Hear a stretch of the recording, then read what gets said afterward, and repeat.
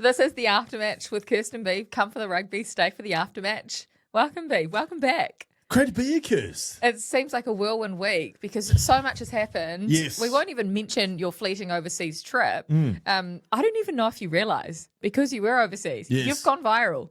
Oh, look, I did start to get the impression that something had happened. But why is that? Well, I woke up every morning when I was overseas on my work trip and I'd have a new screenshot of somebody else and me pretty much getting bent over and kicked in the guts. Yeah, so it doesn't matter. It's not the aftermatch, by the way, people, if you're wondering. He hasn't gone viral on the aftermatch. He goes on the breakdown once. Never mind all the outrageous things that you've said on this program. Yes. But you go on the breakdown for 60 minutes and then you start going viral, Beav. What did you say? Well, funny thing is, me and you both know in the media world that we now both live in, you're always looking for content, aren't you?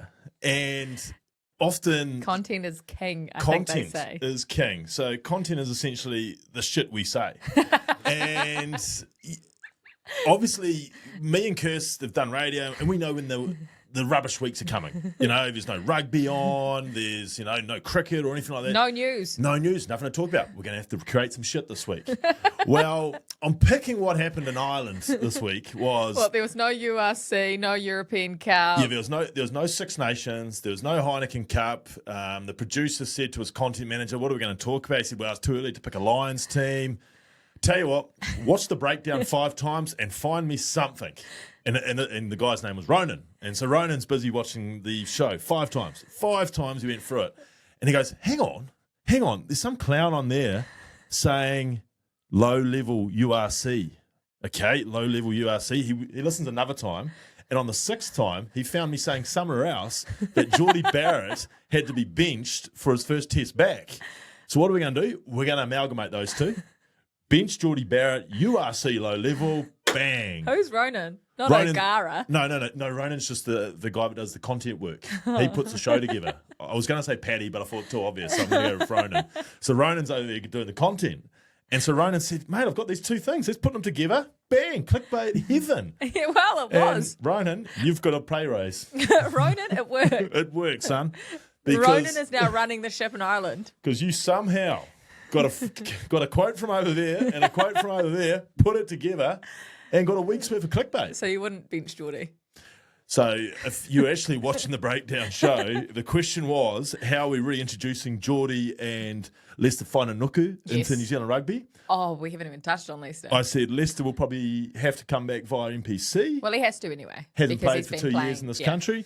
And Geordie, vice-captain of the All Blacks, one of our superstars. But I think you'd probably put him on the bench for Test 1. And then we go forward as normal post that and reward the boys that have played in the Super Rugby for test number 1.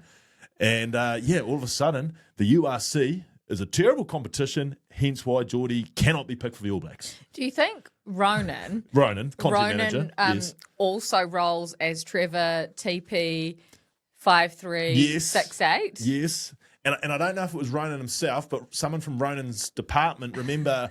after the World Cup quarter-final, and I said, prior to the World Cup quarter-final, I said Springboks will be happy if they deliberately lost that game against Ireland so they could avoid the All Blacks in the quarter-final. Yeah, well, the Irish Times came calling. They picked up on that one too. Ronan, he's good at his research. He casts his net far and wide. Yeah, and his amalgamations. That's the key. If you were going to create content, you've got to amalgamate things. This is like Nelson and Marlborough coming together all over again. But that was a logical amalgamation because they're actually quite close. These two were about an hour apart on the show. So, Ronan, you've taken amalgamations to a new level. Okay, so we've cleared the air. Well done. They love you in Ireland. Yeah, can't wait for my next trip.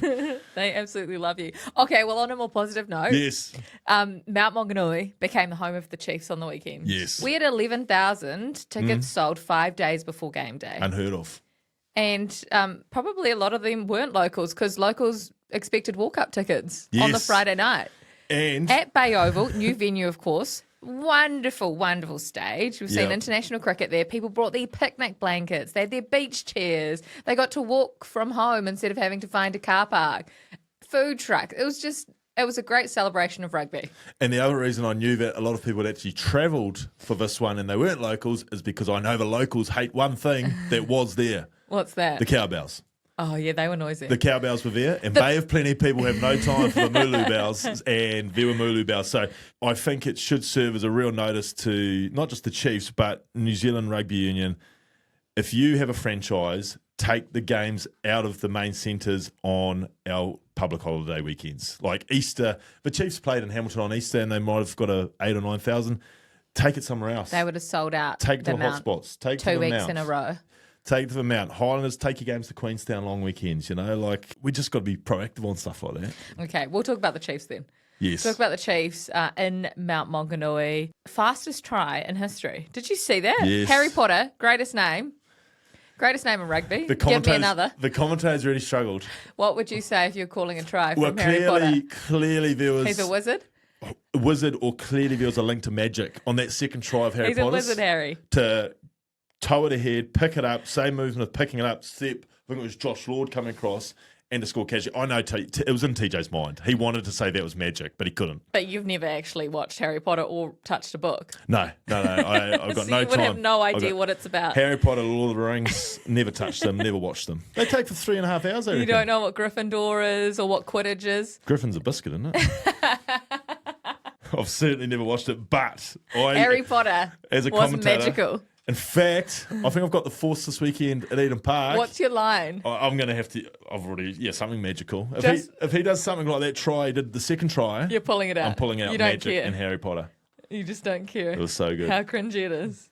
Is it cringy? I thought it's just. No, it's entertaining. It's there to be taken. You got to take your hand off to Donaldson. He could not have saw put it. that. Oh, he saw it. And it was perfect. But you're talking about a drop kick. Yeah. And you could punt it there and give yourself a chance of leaving it on the blade of grass you needed. He drop kicked it there.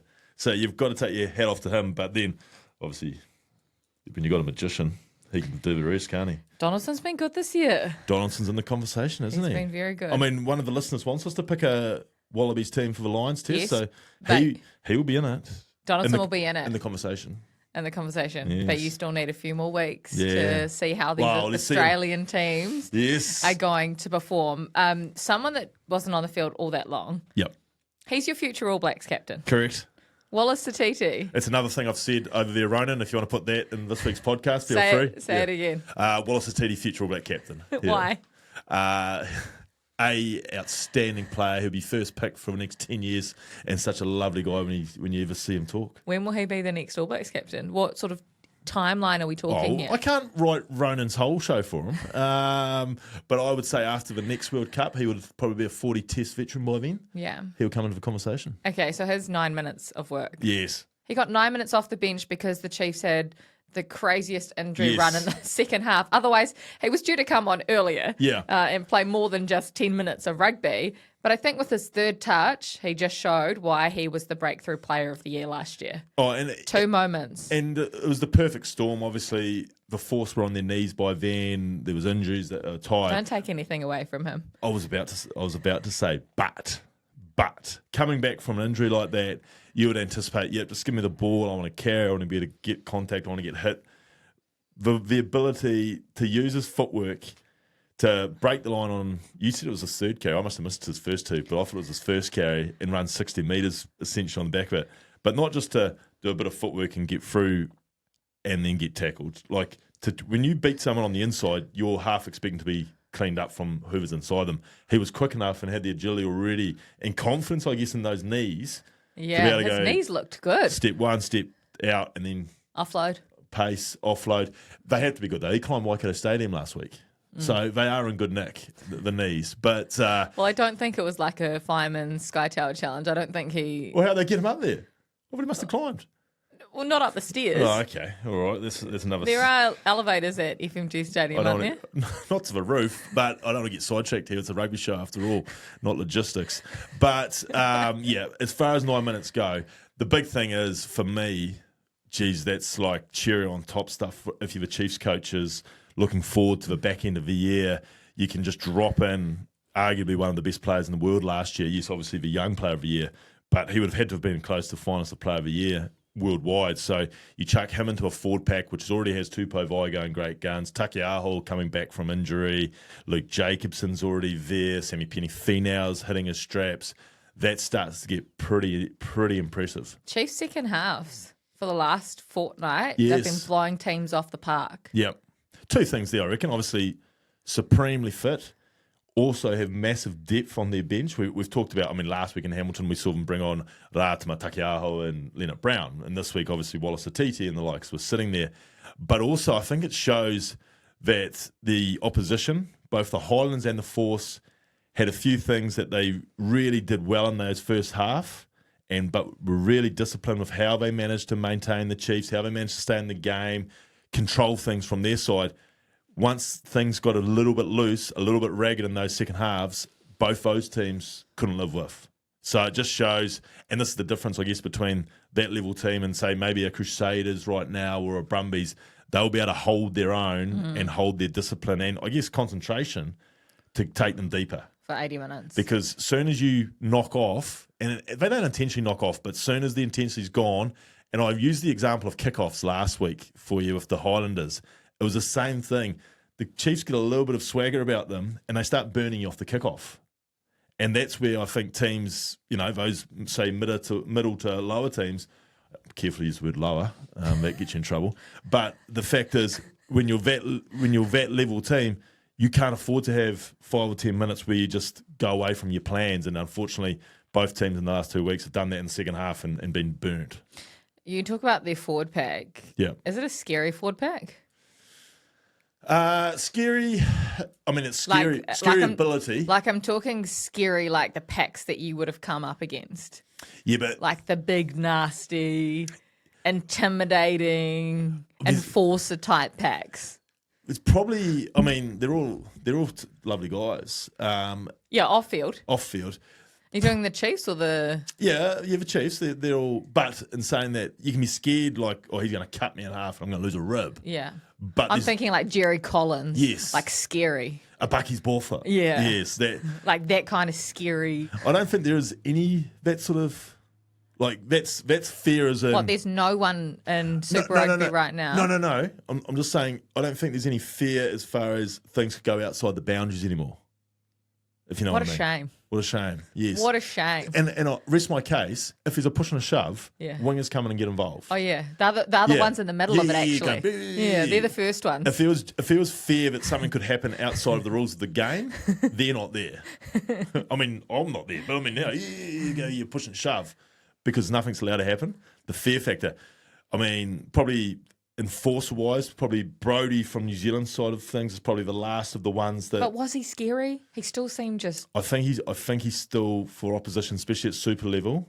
Listening to knowing a few of the other teams, I think there was some genuine.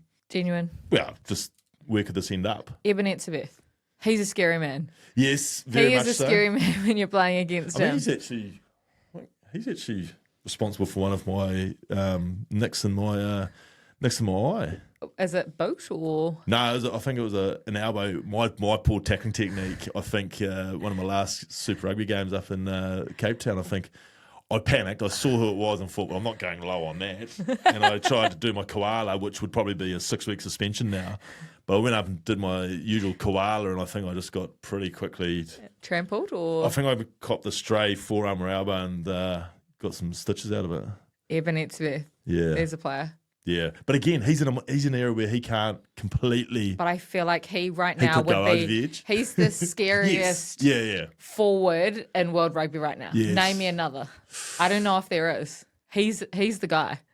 You obviously deal with Ardie and know Ardie's a lovely guy. Lovely. But I reckon if you're on the other side of the field to him, there might be a little bit of we'll try to get this go. Do you think so? Yeah, I reckon there would be. I don't think he compares to Etzebeth.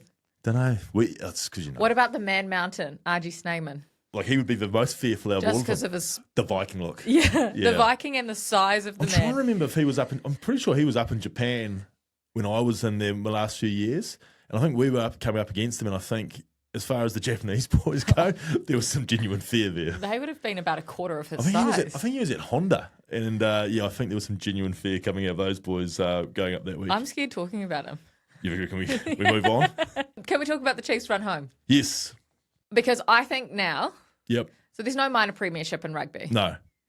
But right now, the minor premiership is the Crusaders or the Chiefs. They've Yep. got a 9-point buffer Yep. between the Brumbies and everyone else with 5 rounds to go Yep. And 4 matches each. So the Chiefs run home. Yep. Canes away. Tough. Crusaders away. Tough. Bye. Bankable. Moana at home. You're going to have to bank it. And Highlanders away. So Okay. that's their 4 Yep. matches to finish the season. Yes. The Crusaders also have big derby games to come. I think you could almost go as far to say The Crusaders Chiefs game will determine who Yep. wins the minor premiership. because I don't know if the Chiefs win this week.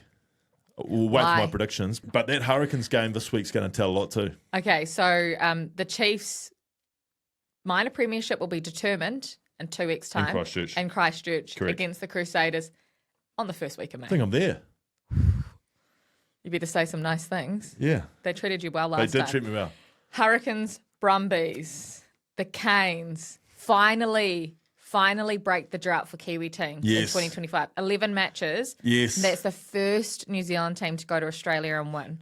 And it was Predicted here on this seat, But- not over there. but considering how hard the Brumbies are at home, Correct. as you have mentioned for 12 straight weeks, Great that victory. was a big win for the Hurricanes. They're the Huge. dark horses in this competition. They're the dark horses. They're the mystery. Well, that performance showed a lot. Well, as I said, 3 weeks ago, when they put New South Wales to the absolute sword, I had them in the final plus whoever else wanted to be there. It was that emphatic a performance. Then they were a bit off against the Blues, lose, then go and don't know what happened in Perth last week, but they drew that.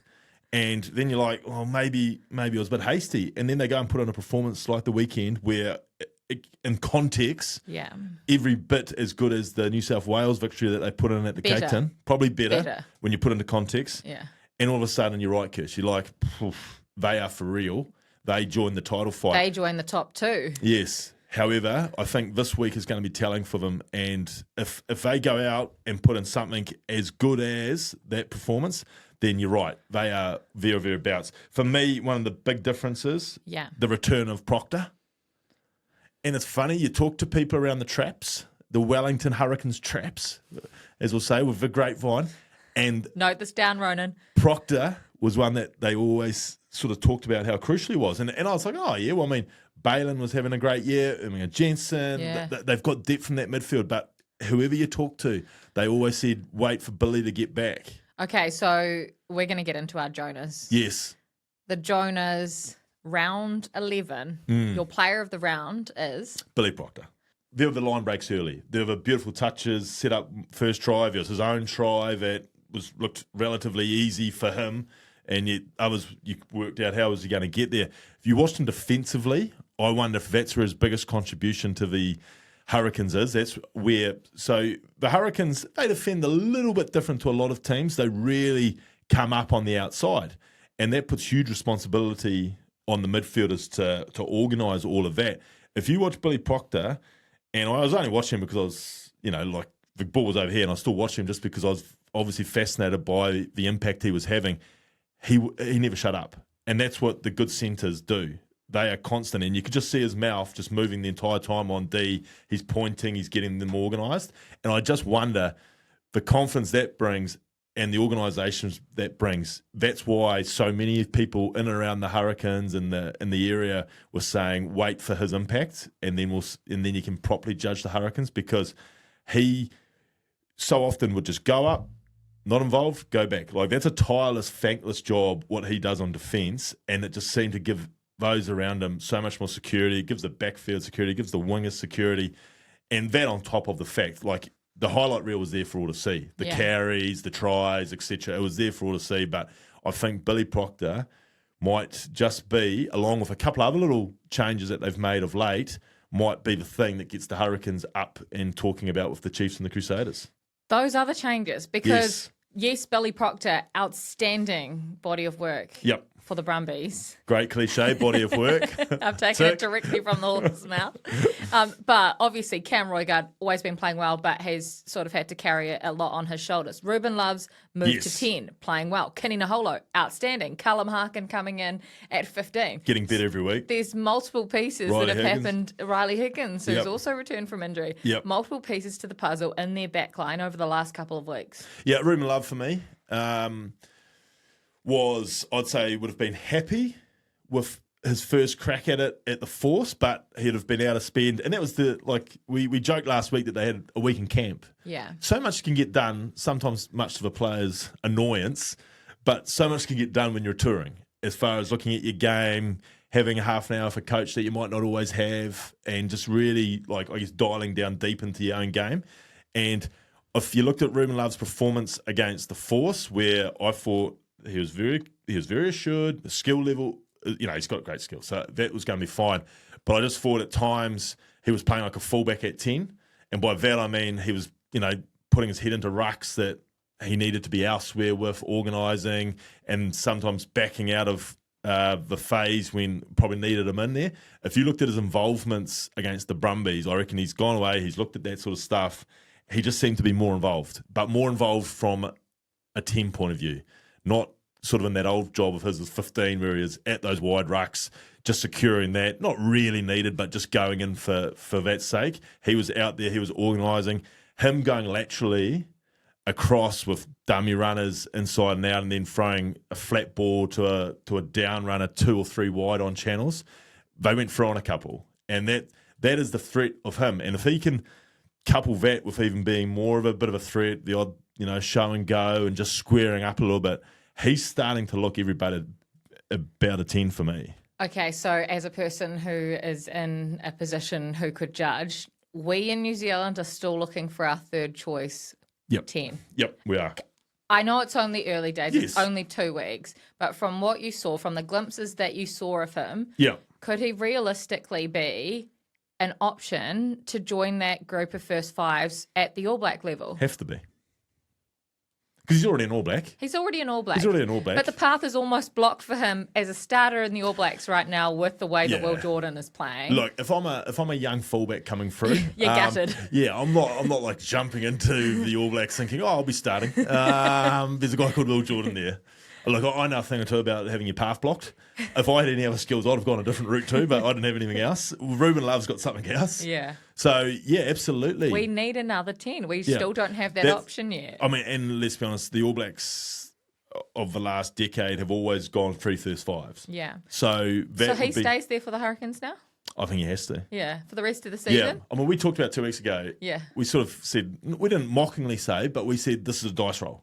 The Ruben Love experiment is going to be a dice roll. It's either going to work spectacularly for the Hurricanes or it's just going to be, we tried it, didn't really work. Yeah. I think now it's not spectacular yet, but in 5 weeks' time, they could turn around and say that dice roll really worked for them. It's worked big times. And at the moment, you'd have to say it's on that path. Good on them because they've taken a massive risk. Take a risk. They've taken a risk. They've all taken a risk. Absolutely. Ruben Love's taken a risk going in there. The coaches have taken a risk. It does. It's worked at the moment. And we talked about the other changes. Isn't it exciting that just shifting one guy opens up another chance for another Harkin, who the more you see of him, like again, good. Like, a couple of things didn't go his way, but then there's enough things going his way. But you're like, Jesus, there's a bit about him too, and obviously that new midfield too. And Kenny Naholo, who a couple of years ago on radio, they've talked about him as being a next All Black for you. He's showing the signs. Yes. He is showing the signs, isn't he? He is.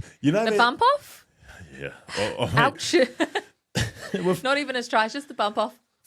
Probably about 3 or 4 years ago, it was so in vogue that you had to mark that pickup, that dummy pickup, like everyone was doing it. And then it sort of got forgotten about. I don't know if it was a rule change that stopped it, but everyone sort of forgot about the whole just lean on a ruck, get your hand back and then just run through it. Well, Kenny's brought it back, and it is well and truly back, that little play, and just the ease of which he does things. The chip, like the skill for chip and chase at full speed. Like I think there was a chip and chase which didn't lead to a try. They got a penalty from it, but just so comfortable. He is pretty special when he's gone. And yes, I have been a fan for a long time. And, you know, he had a bit of a lull at the start. He's been learning. He's been learning. He's been learning. But learning his trade. His trade in the last few weeks is starting to get back to the kidney in the hole that a few of us really fell in love with. What do you know about In Vogue? Don't know. I've heard that's another cliche. Did you hear that in the last week or something? Yes. And now you've decided to use it. Yeah. Do you like it? Well, I'll tell you what, the chip and chase is in vogue. It is back. Did you see? Ardie Savea. Come on. You asked a couple of weeks ago, could he play in the midfield? I think he can. We've got our answer. He can play anywhere the guy wants to. You know, like, because a lot of coaches say, I don't care what you try, but you got to practice it. He must be busy at the end of his training sessions. He's practicing everything. He's got a lot of extras. The dummy, the chip and chase. He's there for hours. You've got a lot of trainers that go around saying, like, right, you've had enough, get off your feet. You had your 20 minutes when you want to do more extras. I wonder if they say that to Ardie, right? He says, no, I've got a few more things I need to try yet. And I know it wasn't a try in the end, but individual brilliance. It brings me to another point that it wasn't a try. Do you think we've got to give the referees maybe one a game where they can turn a blind eye? This is the blind eye.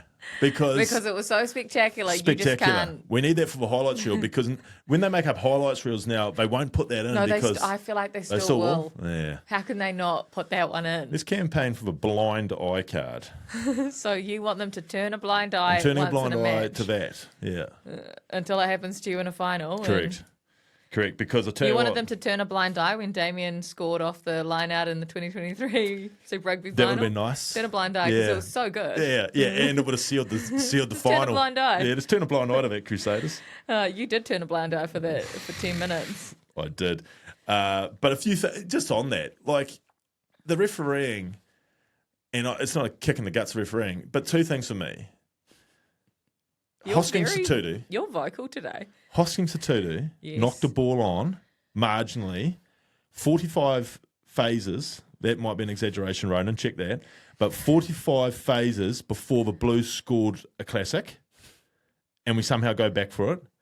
Eklund was parallel on the ground with a ball underneath him, but because we didn't have footage of it, say it's a no try.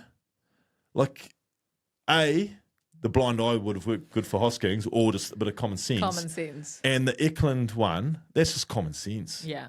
Like, you physically, who's getting underneath that?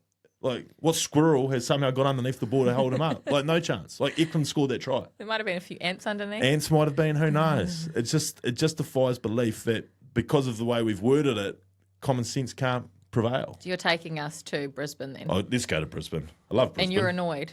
I am annoyed. Mainly because I tipped the Blues and you tipped the Reds and I was banking on the Blues. But no, I want to see the Blues do well. They've just been so inconsistent.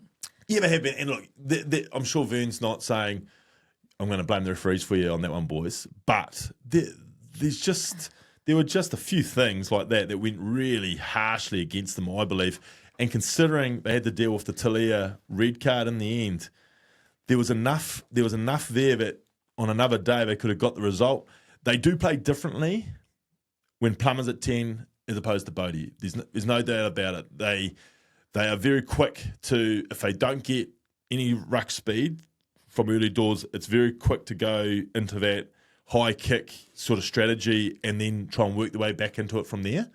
And so it is a difference when who they've got at 10 as far as how they play. But no, I thought there were some good signs. I know it's too late to be talking about good signs. This is what I want to talk about, Beav. They've won 3 games. I know. They are our defending champions, and they have won 3 games all season. When does it become too little too late? When you're talking signs, there's only 4 games left in the regular season. And I know mathematically they can still make it. And they've got a good run home. But we keep saying that, and we keep talking about these bankable games that they're not winning. Look, that one was probably the most bankable. the Reds away. I think when now, do they start banking? They're all. They've got not, to be banked. Yeah, they must win now. Yes. Surely they can't drop another game in their 4 matches. They won't. They will not drop a game. No. So then they make the 6. Yep. Oh, I can't keep up with you. I don't know how many teams make my top 6. I don't know how. All 11 are making it, guys. All 11. There's enough there. That's the frustrating thing when you're watching the Blues. We all know that there's enough there, but they're not. But even in they're games, not getting results. They were held up 4 times over the line. We saw this. Yeah. But they didn't win. They didn't win. I know. I just think And you've got to win to make the playoffs. I'm not prepared to go like that just yet on them. You don't want to be the top qualifier in their sixth qualifier. Vern Cotter keeps talking about their back nine. Back nine. Yeah, I think Vern sees eagles and birdies all the way through now. Yeah, well, he has to. Yeah, There's that no putter other is going to option. get hot. That putter is going to get They're hot. not he reckons. even. No, not parring. They are even albatrossing. There could might be albatross. some albatrosses. Watch out. You ever hit an albatross before? Yeah, I have. You haven't. Yep. Par 5, 15 at Waiuku. Blind, dogleg right. Good drive. Used my 3-wood. Smoked my 3-wood. Went down there. Couldn't find my ball. And I thought, no, geez, I didn't think I'd have missed the green, but I went over in the rough. Couldn't find it. Anyway, dropped the ball. Played out the hole. My ball was sitting in the cup. It was not. Albatross. Yep. What'd you do? Shout the whole town? I was playing with Dad, so I just humbly just walked off. An albatross. The albatross. 3 there you go. under. Yeah, actually, do you know when you hand your card in, Yeah. you can get an email back from New Zealand Golf telling you you're part of the Albatross Club now. How many are part of the club? Don't know, you had to pay money to be a part of it, so I didn't pay the money. What would be more impressive, hole in one on a par 3 or an albatross Well, on a par 5? Ironically, I was having quite the month. About 2 weeks earlier, I got my first and only hole one on the 16th of Waiuki. Waiuku must be a really easy golf course. Tough rating on New Zealand Golf, but call it what you will. Waiuku, okay, run. Golfers out there, go try it. See if you can do the same. Maybe you have the same success. Dunedin, Crusaders are starting to flex. Yep. Oh, big time. They have rolled up their sleeves. Big but time. this was under the roof. This wasn't the traditional game that we saw a week earlier. No. Yes, their forwards were great and their defence was outstanding, but they are really starting to show Yep. title favourites. Yeah, thereabouts. You know, like They have the entire package. they do. But obviously, first 5 all of a sudden. Taha Kemera, it looked bad. Yeah, I mean, When he couldn't walk off the field and he Yeah. was getting assisted, it looked really bad. was it knee or ankle? knee. Yeah. And you could just tell by his face. He knew Yeah. that he's done something Yeah. serious there, which is such a shame. That is a shame because what a year He's been having. he's been having from where they were last year. But in saying that, you got to take your head off to Rivers Rehana. Straight away, what was the score when Taha came off? It wasn't. Taha came off in the first 4 minutes. Yeah, so it was. They weren't impacted at all. They didn't blink. No. And obviously, because their usual trusty reserve first 5 wasn't there, and James O'Connor. So, no, I don't think you can instantly say, oh, trouble now, because no Taha. I think Rivers went out there and proved that he could do the job as well. The thing for me is, and we've done the Highlanders last couple of weeks for our TV works, Kirst, and the thing I've noticed about the Landers is they've very compressed, just trying to get up as quick as they can and shut teams down that way. And they have had people isolated, you know, forwards, slower backs on the edges. And that Crusaders team, you know that they're always going to be prepared and they've done the analysis work. And you just looked at everything that they were doing and where they were burning them. It's like they're saying, right, they've been sitting there. No one's burnt them with it yet. We're going to be able to do it. And, you know, they went out the back of their first block shape, then they'd go out the back again. And then it was almost like their midfielders were standing sort of just holding their feet. They weren't even running. They were just catching and passing and getting it to those ridiculous outside backs and forwards that they have in those outside channels and just burning the Landers on turnovers or any opportunity they could. Well, Jordan Beav. Yeah. For him to get through and Jacob not to put a fingertip on him. Yeah. Ratumai Vukinikins. Yeah, he skinned Jacob and Yes. Jacob's quick. He's not slow. No. He's not slow. Didn't get close to him. No. He gave up. And he could see. And it's been a while since I think we've seen, because everyone sees Will Jordan as the quickest going around. And it's been a long time since I think we've seen him in an absolute open field to really show. He's so much quicker than he looks. Yes. Can we do some instant reaction? Please. A lot of questions coming in. From Ireland or just in general? I don't know where some of these are from, but here's one for you, Beav. Yes, please. Let me find it. I'm having to go through pages and pages because there's a lot here. Love my sport. Is there much loyalty in rugby these days, Beav? Oh, I think, you know, guys will obviously go where their opportunity is, but I still like to think loyalty plays a part. No, it's where the money goes Is it? or where the money comes.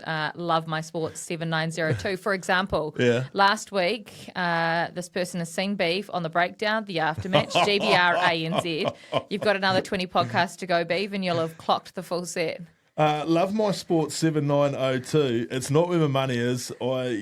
Just giving back mainly. I can assure you a few of those mentioned just giving back freebies. So, Kirst, how dare you paint me in such a light? But yes, I must admit, love my sport 7902. Last week was a big week. There was podcast for Africa and yes, 3 days of Sky. So, and then obviously a week. Laughing all the way to the bank. And then obviously a week where I wish I could have invoiced for my appearances on other clickbaits. RTE, Sport, all those ones. BBC, the Irish Times. Yeah. Last week we talked about who you would have kicking for your life. Yes. Surprise, Owen Farrell for you. Yep. And Daniel Carter. And Dan Carter. But you decided to take it yourself. Yeah. Plenty of interaction. And because of that, this week I've actually been out with my kicking tee just in case that scenario happens to try and get my eye back Just in case you've got to. And You've always got to be prepared. And I've come to the conclusion that Owen Farrell or Carter are going to do it. What kind of kicking tee were you using? My trusty Reliance yellow. Is that the one you've always used? Yep. Reliance yellow. What makes that? Why is that the my favourite good tee? My favourite tee when I was growing up was the Simkin, which for those who are kicking tee nerds will know that that's a locally based George Simkin manufactured. And it was a yellow tee with slight grooves in it and loved it. And then all of a sudden they went out of manufacturing and I had to find a close enough one to that. Oh, replica. A replica. And I found it in Rebel Sport. And it used to get a Craig Fitzgibbon Rugby League sticker with it. And it was slightly higher, but I used to cut off the bottom. And I used that for majority of my career. And then I was fortunate enough, once they realised I was using it, they started to send me boxes of them. Never got the sticker. They kept Fitzy as the sticker there. But that's ones I used all along. So you never used a cone or a shoe? Or when you're younger, I used the a mountain of dirt. Yeah, sand. Yeah. Sand in the early days. Yeah, that's the first part of my career, of course. But the Fitzgibbon. The Fitzgibbon too. Yeah, you get the NRL sticker with it. Okay, well, anyway, back to the instant reaction from you. Yes, we read your comments and we absolutely love them. We see them all. If it purely came down to taking penalties, D-Lock says it would be Johnny Wilkinson, bar none. It's certainly come into consideration. He didn't come. He came into consideration, Did but he? I thought I had to narrow it down to two. And I've always just thought if I had to go outside of Carter, when I look around the world, Farrell just seemed to just be able to block. Because if you weren't listening last week, we're talking about Martians invading New Zealand, finding me and my family and saying who's putting the kick over. And I just feel more than anyone else, Farrell could have zoned in and got the kick over. So he was saving your life. Yeah. A Mornay stain. Yeah. To Sam Greer. Look, respectfully, Sam Green, 8274, or Sam Greer, Mornay would be one that would have to be considered, especially kicking up in Pretoria on the high vault. Yeah. Mornay. Okay. Yeah. A lot of questions about the draft system. Yes. First of all, this one's from Wayne Walsh. A possible draft system has been discussed a bit from a New Zealand perspective. We touched on it. Yep. How did the draft system actually work when you were a part of it? So when I was a part of it, teams could protect, might have been 16 or 18 players. And so they would go and protect their players. Say they're at the end of NPC, 2 weeks after NPC, draft day. And when you say they had to protect 16 or 18, already established players that were already contracted to a provincial union within that franchise. So not the newbies. No. We're not talking newbies here. No. Yeah. A provincial union within that franchise, you could protect them. Yeah. If there was a breakout All Black that year who hadn't played Super Rugby, you'd protect them. You Yeah. could protect them. So you'd put your 16 or 18. Now, you didn't have to put your 16 or 18 in there.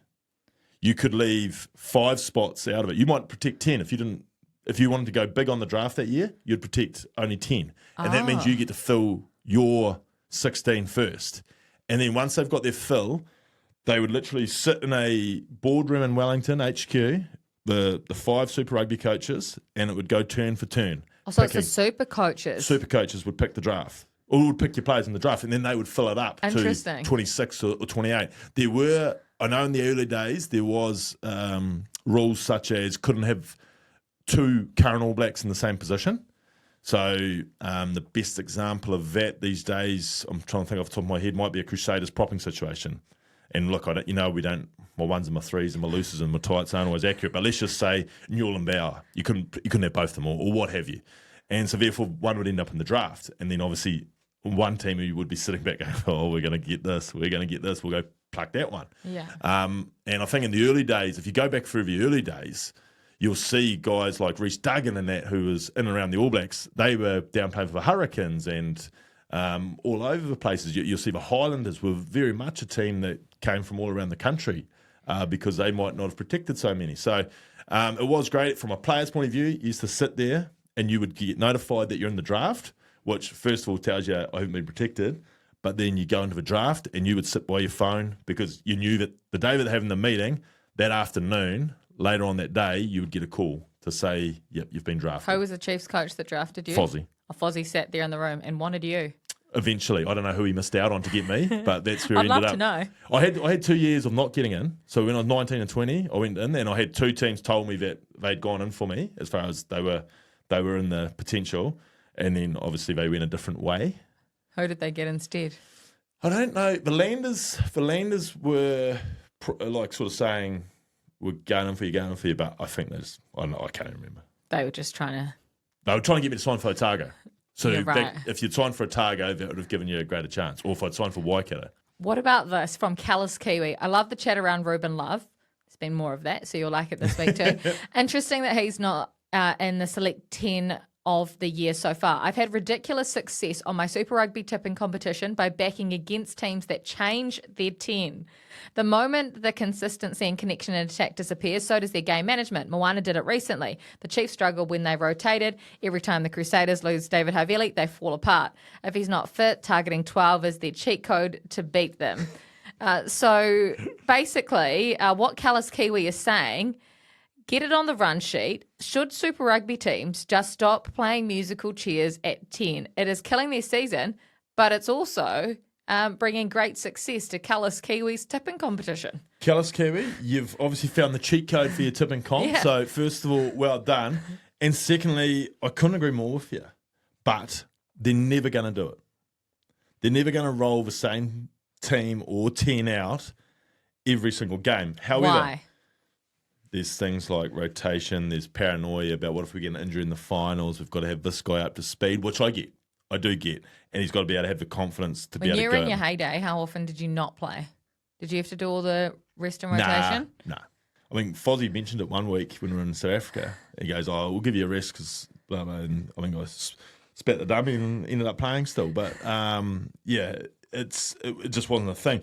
But the thing is, I reckon when they do their reviews and they'll say, oh, yeah, we lost this one, that one, like you draw the lines, Callous Kiwi, He's spot on. You're spot on. Now, people have been asking for more 15s. They want an Anzac 15. They want a too early Wallabies 15. They want an early doors All Blacks 15 to take on France. Today, we've decided to bring you a 15.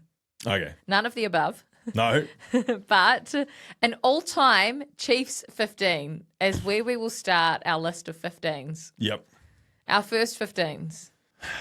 Where are we starting, Beav, when you think all-time Chiefs 15? Very tough. And can I start by saying, obviously, there's a bias towards when I was playing to the modern day because I've seen more of it. Obviously, I watch Super Rugby, but when you're going back through the archives, there are some all-time unbelievable names in those you've got Chiefs to have history. them in your Chiefs team. Yeah, but Chiefs all-time. I'm just saying the Chiefs of the early days weren't as successful. So you asking me for on-field Chiefs performances or just based on names? I'm asking you for the best Chiefs team of all time in your eyes. Okay, so then it's got to be what they did in the jersey. Okay, number one. So my front row, my two props, and this is a good reflection, I guess. Taumafuna, Big Ben, and Tomalolo. They were significant contributors to them winning the titles. In the hooking position, Hotfield, but it'll be a touch controversial, but I've gone a hook of it during my day, and that is the mega human, the strongest man to ever play for the Chiefs, still name on the honours board, I do believe, and that is Ardie Savea. Who were the other hookers in conversation? Hikawera Elliott. Yeah, he was at Bay Oval on the weekend. Bay Oval. His kids were running amok. Yeah, discipline's an issue there, Hika. You would obviously, of course, have the current Takeaho. Mm-hmm. Plenty of good hookers, but Allard wins out for me. Why? He was like nothing else as far as a ball carrier, and just heart and soul of the teams that we were in. And his big issue that, he'd often get critiqued on and would be the only downfall in his game was his line-out throwing. Well, I'm just picking with the line-out that I'm going to give him. Not an issue. He is the only person I've ever trained with so he was a terrible asthmatic. Like, should have never been able to play professional rugby because of his asthma. And to try and become fitter and beat the problems that the asthmatic gave him, he had all these different sort of theories that he had tried during pre-season. One year, down at Hamilton Gardens, one of the great tourist destinations of our wonderful city, fully taped mouth doing hills. You've never seen anything like it. Like, because he's a big man and he was trying his guts out doing hills. And he's taped the mouth. Oh, like, we all thought, like, this is going too far. Yeah, especially for an asthmatic. Yeah, but he was just trying to get fitter. And you just couldn't help but fall in love with the attitude and the man because he was trying everything. So you fell in love with him. Lineouts weren't always straight, so who's mopping up the scraps? Well, the greatest lock of all time, and Brodie Retallick. So, you know, he'll get them for you. And again, we talk about, obviously this is heavily biased towards my time, but if you go back previously, one of the originals down from North Harbour, because of course North Harbour used to be the Chiefs, was none other than All Black grade Ian Jones. Camo. So Camo gets the lock and berth kid. next to Guzzler. There must be some competition in the loose. The number 7 jersey, if I jump straight to the number 7 jersey, and I'll say it ends on Sam Cane. I instantly think Sam Cane. You instantly think Sam Cane, but let me take you through a couple others. Tanido Latimer. Great. 100 games Chiefs. There when they won it. Such a leader. And the other one who probably doesn't get enough recognition nowadays, because obviously time moves on, but Marty Holler. And Marty Holler was always second fiddle to Richie McCaw for the majority of his career from an All Black point of view. But also, Marty was a standout for the Chiefs, game in, game out. However, he was in a Chiefs team which was struggling. Like, for a long part of his career, the Chiefs were middle to lower of the table. But yeah, he was still a shining light. So he's probably someone that gets overlooked when you're doing things like this, but without a doubt, Marty Holler. But Tanido's overlooked for Sam Cane. And Tanido's overlooked for Sam Cane. I was surprised to see Tanido at the game because he always tells me he's the busiest man in the world at this time of year with the kiwi fruit. Well, he is. Yeah, well, that's what he tells me. To run. But then he will ring me up constantly for 1 week of the year saying, we're going fishing this week, you know, because that's my week. That's his week off. So, yeah, Tanido, he's an enigma, that fella. Okay, take us to your back line. Oh, hang on, what about 6 and 8? You want 6 and 8? Oh, yeah, of course. Okay, 6 and 8's easy. Liam at 6, Sione Luaki at 8. That's it? Yep. Simple as that? Simple as that. Sione Luaki, I will take him to any game anywhere in the world and play with. Luaki, Cane, Messam. Yep. Powerful. You talk about scary. There's a bit of scare factor there. I think that's scary, yeah. You wanted some scare factor? Just give me a scare factor. The hottest jersey, I think, is number 9. Why? About 4 All Blacks. Tell us. TKB, Brad Weber, currently Ratama. I'm not gonna go with Tawera this time around. I'm gonna go. He's won too much on this program. He's get too many accolades on this program. I'm gonna go with. I think at his peak, was better than the lot. The peak just wasn't long because of injuries, and that's Brendan Leonard. Okay, there's a new name. Yep. Your old flatmate. Old flatmate, best box kick you ever did see, and like the sound of the boom off the foot, it was something else. We often tell Brendan that he owes us all his All Black money because we made him actually. There was a day against the Western Force and it was the year they did rotations. Rest and rotation for the All Blacks, 2007. So we didn't have Byron for the first 7 weeks. Brendan was just a wider training group. We were playing the Force, and I don't know how it happened, but the Force must have put a few kickoffs out on the full. So that means scrum in the middle. And we had a move called Queens or Kings. Kings was coming my way on the left, Queens was going right. They kept marking up their left, our right, with just 2 guys. And that was the 8-9 Brendan, and you had Susini and Isi outside him and Masanga outside him. 2 of the quickest guys ever to play Super Rugby. We caught it every single time, 3 times in a row, so that doesn't really make sense. But Brendan Leonard scored 3 50-metre tries straight away in the first half. First half hat-trick, first game for the Chiefs in the rotation year. Instantly becomes on the All Black radar, goes to the World Cup. So a few of us who had a lot of input on what moves we were calling where feel like we should have got his All Black pay. Oh, I bet he's given you a few noodles since then, or some Haller's sausages. Yeah, given us a couple of crumbs along the way. But yes, great player, Harry, and unfortunately just been done with injuries, but that was a hot field. So he's your 9. That was a hot field. That will surprise a few. Yes, yeah, particularly probably Tawera. Yeah. Yeah, and Byron. Brad. Yeah. Cortez. Yeah. I mean, that's the beauty of being a halfback. You believe that you are the best. And They can all fight over it. And all 5 of them think they were. Do fight. There you go. 10 was easy. Aaron Cruden. Oh, easy was it? Easy. Easy. I mean, what about Fozzie? actually, he wasn't the one that I was thinking would be second, but anyway, Who would have been a close second? Damien McKenzie? Anyone else come David Hill? to mind? Anyone else come to mind? Well, you were obviously sitting there. How many Jacko? titles did you win? Glenn Jackson. Jacko, yeah. That's one I was meaning. Jeez. So Aaron. Yep. And I think Damien. Peak Aaron versus Peak Damien. Peak Aaron. Why Peak Aaron? I know he won 2 titles. He won 2 titles, but his ability, he had this ability to tactically do it all on the field. Like obviously, you know, and every first 5 prepares and that, and Cruds was always well prepared. But I was lucky enough to come back in 16 and 17 and be part of the squad and play here and there. And you sit on the sideline some days on the bench or in the stand, and you could see things unfolding.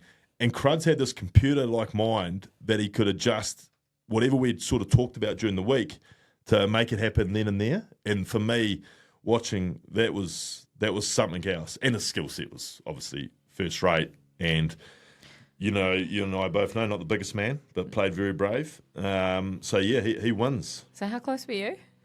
I would have thought a lot closer than you gave me, but anyway. Okay, well, I thought I was a bit higher up the ladder, but anyway, that's fine. Where are we going next? We'll go midfield. Give us your midfield. Another. This is hot. Yeah, another hotly contested field. But I had to lean on what happened for the franchise in this one. And so I went SBW. He was a game changer for the franchise. How many seasons did he play? 2.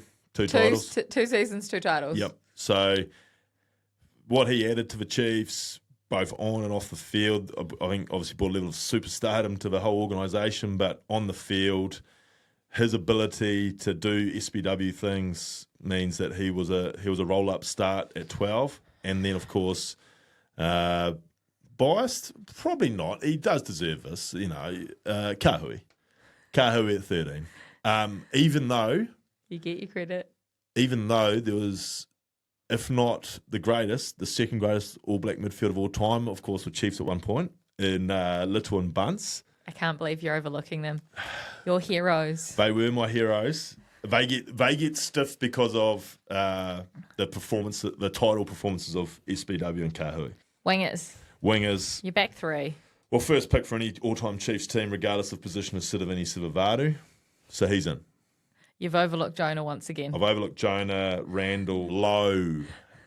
Stop me now. Tukaratuma, obviously. We've got Anisi, who was great for the Chiefs. So, yeah, I have overlooked a few. No shortage of wingers. No shortage of wingers. The other side, I'm going to throw one back to the earlier generation. Are you going early doors? Bruce Reihana. Masanga was very, very close.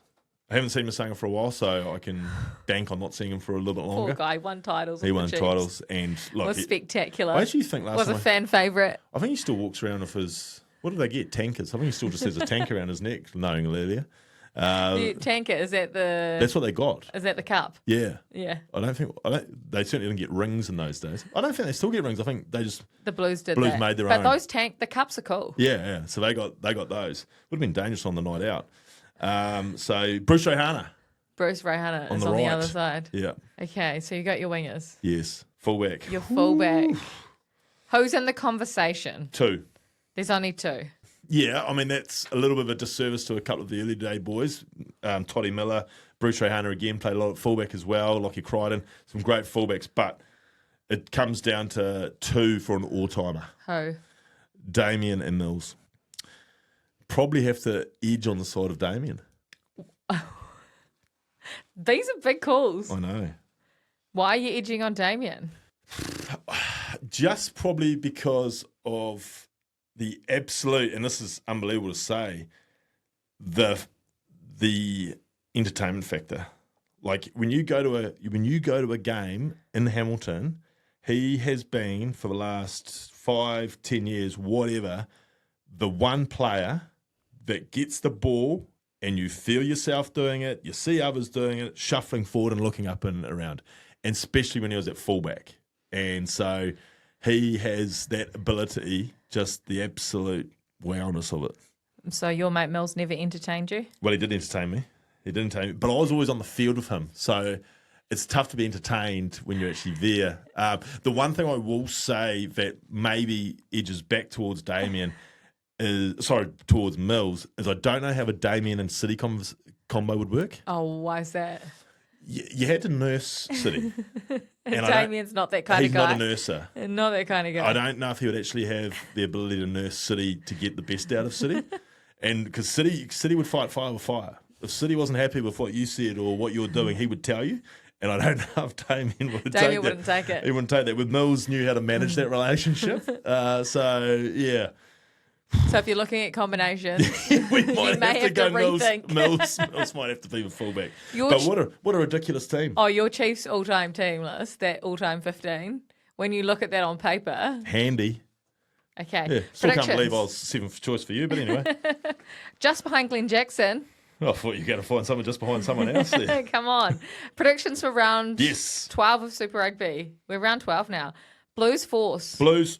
Has to be. Has to be. It has to be. I'm the back nine, the Albatross. I'm commentating. At Waioka Golf Course. Can't wait. Drua. Reds. Draw up. Drua for you. Hard game. Drua, though. I've been on them. You've been on them. I've been on them. Hurricanes Chiefs. This is the one. Saturday night in Wellington. Chiefs by, I won't say smidgen because apparently that's pronounced wrong, a feather. A whisker, actually. It's a whisker, not a feather. Let me give you my bold prediction. Oh, no. Here we go. Wallace Sititi starts. Oh, yes. Rips them to pieces in the first 40 minutes, a la semi-final, and just reminds the entire world what that 22-year-old kid is capable of. And do they take him out of half-time and say, job done? Job done. 40 minutes of rugby. There you go. Wallace Sititi. With you being you at the moment, I had you tipping the Hurricanes there. But I'm Chiefs. You're Chiefs. I'm Chiefs. But I wouldn't be surprised whichever way it it's a goes. whisker. That one. Brumbies Waratahs on Saturday evening in the capital. Who does it get? Does it get must-win status for the Tars? I think so. Brumbies. Brumbies for me too. Mm-hmm. As much as I want the Waratahs to win.